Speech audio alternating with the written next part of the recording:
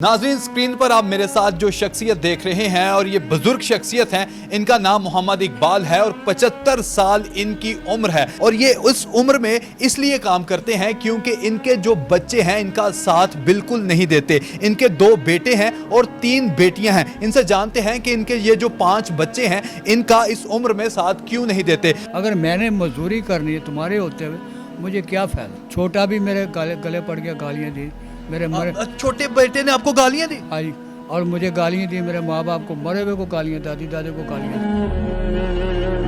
माफ़ी कहाँ हो सकती है। इन लोगों ने दो खरीद लिया।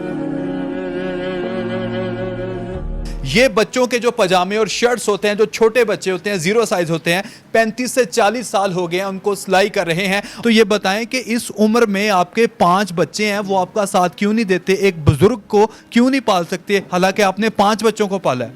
देखो, मैंने सारी उम्र मेहनत की है, इनको पढ़ाया लिखाया। किसी ने 7 पढ़ी, किसी ने 8 पढ़ी, बच्चियों ने भी पढ़ा हुआ। लेकिन जब मजदूरी का टाइम आया, इन्होंने मुझे कुछ कमा के नहीं दिया। इनको कारोबार भी कराया, सारा करके दिया, लेकिन मुझे इन्होंने कोई पैसा नहीं। ये कहते हमें दिए जाओ, जहाँ से मर्जी लेके आओ। आखिर में ये हुआ कि भाई मेरे में इतनी जान नहीं, मैं बीमार हो जाऊँ, मेरी दवाई गवर्नमेंट के खाते में आ जाती है। उसके बाद जाके सबको मैंने बोला भाई मेरा कुछ करो, लेकिन वो बच्चों ने कुछ नहीं मेरा सोचा। आखिर मैंने इनको छोड़ दिया। क्यों छोड़ा बाबा जी? फिर भी आपकी औलाद थी ना? नहीं, जब मुझे किसी ने कमा के नहीं देना तो मुझे छोड़ना ही पड़ना, मुझे छोड़ना ही था। आपने कोई उनकी तरबियत में उनमें कोई चीज़ इनको कोई कमी नहीं छोड़ी? कोई गोश्त दिया, मछली दी है, छोटा गोश्त, बड़ा गोश्त, जो चीज़ आती थी वो, फ्रूट भी दिया इनको, हर चीज़ मैंने दी। रेशम पलाया, काटन नहीं पलाई, रेशम पलाया इनको। इससे आगे क्या हो सकता है? जिस इंसान ने अपनी बीमारी नहीं देखी, मजदूरी करता रहा, इन सबको पता मेरा, मैं मजदूरी करने वाला हूँ। उस वक़्त मैं 8,000 9,000 रुपया हफ्ता देता था।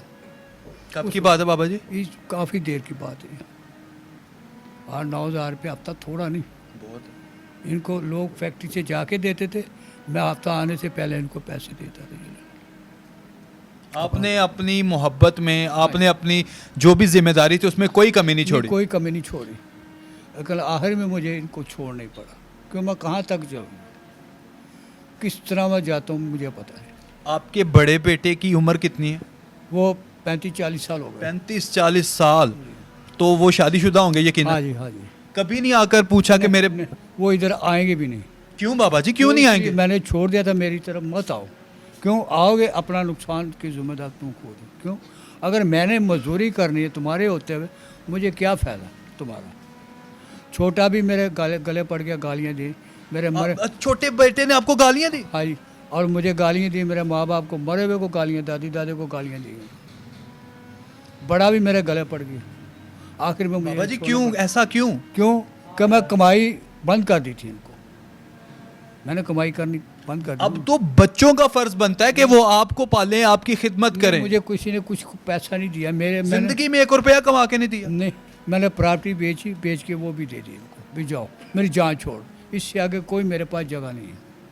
जाओ किराए दो, जो मर्जी। मैं फैक्ट्रियों में रहता हूँ, जब ये काम ख़त्म हो जाता है कब्रिस्तान, मस्जिद में, दरबार में जाकर रहता हूँ। इससे आगे मैं क्या करूँगा? मैं बीमार हो जाता हूँ, गवर्नमेंट के खाते में मेरी दवाई आती है। तो वो भी तो सही दवाई नहीं ना होती बाबा जी, वो भी तो गुजर बसर होता है। मैंने करना ही करना है, मैंने करना। जब पैसे होते हैं मेरी दवाई भी अच्छी आ जाती है। अभी पिछले साल मेरे फालज हो गया था ये, लेकिन मैं बाहर से दवाइयाँ मेरी आई, कोई लेके आया, अल्लाह उसका भला करे उस आदमी का जिसने मेरा पूरा ख्याल रखा। ये बच्चे को सारा इल्म है, उन्होंने मेरा ख्याल कर लिया। 18 टीके एक दफ़ा, 6 एक दफ़ा, फिर 6 फिर मंगाए, और मेरी खुराक का भी ध्यान रखा। 1 साल मुझे काम नहीं करने दिया। क्या ऐसी वजह बनी कि आपकी सगी औलाद आपकी सगी नहीं हो सकी? क्योंकि मैंने इनको कहा था मुझे पैसे दो, मैं कुछ और कर लूँ, लेकिन इन्होंने कहा जी हमारे पास पैसे नहीं है। बाप से ज़्यादा पैसा कैसे कीमती हो सकता है? वो कहते जी हमें कोई ज़रूरत नहीं है, इससे आगे कोई। आप उनसे दिल से नफरत करते हैं? हाँ जी। अब आपको पता कि आप उनकी दुनिया भी बर्बाद करें, आखिरत भी बर्बाद करें, आप वालिद होने के नाते उनके मुआफ़ नहीं करेंगे? नहीं, माफ़ी कहाँ हो सकती है। इन लोगों ने दो खरीद लिया, जन्नत का रास्ता जो है इन्होंने बंद कर दिया। मैंने सबको समझाया। आखिर में ये कहा, ये वालदा बैठी, तुम्हारी बहनें बैठी हैं, सारे बैठे, मेरी तरफ से फारग। आपकी बीवी जिंदा है? हाँ जी, वो किधर रहती हैं? वो उनके साथ ही है। वो कभी मिलने आई हैं आपसे? नहीं, उनके साथ भी मिलना जुलना बंद कर दी? बंद कर दिया मैंने। किसी अपनी अपनी शरीके हयात के साथ क्यों बाबा जी? इसलिए माँ ने तरबियत देनी। मैं सारा दिन बाहर रहता हूँ, रात दिन। माँ ने तरबियत अच्छी देनी थी। मैंने पढ़ाया लिखाया। क्यों पढ़ाया? तो यार ये मेहनत करेंगे। वो कहते हैं ना कि हर बार कसूर तरबियत का नहीं होता, कुछ रंग सोहबतों के भी चढ़ते हैं। तो क्या बता, आपकी बीवी ने, आपकी शरीके हयात ने तरबियत में कोई कमी ना छोड़ी हो, लेकिन सोहबतों की वजह से? चीज़ का मुझे नहीं लगा, क्योंकि मैं रात दिन बाहर रहता हूँ। 8 दिन के बाद मैं जाता हूँ घर से, फैक्ट्री से 8 दिन के बाद जाता हूँ। मुझे नहीं पता पीछे क्या हो रहा। कभी दिल करा रात को आ गया, नहीं तो नहीं। मजदूरी करी मैंने खूब, रात दिन मर के करी। जिस तरह भी हूँ, बीमार हूँ, तंदुरुस्त, जो मैंने मजदूरी की है। मजदूरी के आगे मैंने कुछ नहीं सर झुकाया। बाबा जी, आपके जो बड़े बेटे हैं और छोटे बेटे हैं, वो करते क्या हैं? वो भी रेडीमेड का सेलमैन का काम करते हैं, क्योंकि उन्होंने नुकसान ऐसा किया उधर मार्केट में, जिससे मेरे पीछे हटना पड़ा। इससे ऐसा नुकसान कि मैं उठ नहीं सकता। लेकिन अल्लाह की रहमत है, हर दुकानदार ने मेरी इज्जत ही की है, उनको निकाल दिया मैंने। आपकी बेटियां भी 3 हैं जी, वो सबको पैसे दे दिए, प्रॉपर्टी बेच के सबको मैंने पैसे दे तो दिए। वो बेटियां कभी मिलने आई आपसे? नहीं। कभी बाप का हाल पूछा? नहीं। बाप के लिए दवाई लेके मेरे से आई? पैसे लेके जाते हैं, पैसे लेके गए मेरे से, उधार के तौर पे मेरे से पैसे लेके गया, वापस नहीं करे मुझे। मैंने कर्जा ही उतारा सबका। क्या वो शादीशुदा तीनों? हाँ जी, मैंने कर्जा ही उतारा है सबका।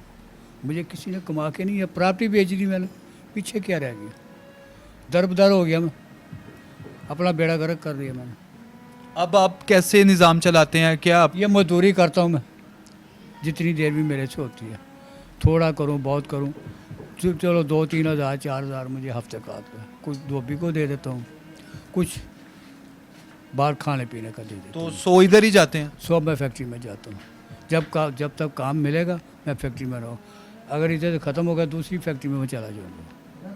बहुत शुक्रिया आपके वक्त का। बड़ी मेहरबानी। जी तो नाजरीन, मोहम्मद इकबाल साहब की गुफ्तगू आपने सुनी है। ये उम्र के इस हिस्से में भी नौजवानों की तरह काम करते हैं और इनकी औलाद से मेरी गुजारिश है कि कदमों में गिर जाओ इसके आके। ये तुम्हारी जन्नत भी है और दोज़ख भी है। अभी भी मौका है, इसे मना लो और अपनी जन्नत कमा लो। ये बाप तुम लोगों से बहुत मोहब्बत करता है, लेकिन इस बाप को तुम लोगों ने इतना नाराज़ कर दिया है कि आज वो तुम लोगों से नफरत करता है। खुदारा इसके कदमों में गिरो आकर और अपनी गलती की मुआफ़ी मांगो। मोहम्मद इकबाल की ये स्टोरी नाजरीन आपने मुलाहिज़ा किया। कॉमेंट सेक्शन में अपनी राय का इजहार कीजिएगा और पायनियर वर्ल्ड न्यूज़ के साथ जुड़े रहिएगा। हमें दीजिए इजाज़त। अल्लाह निगहबान।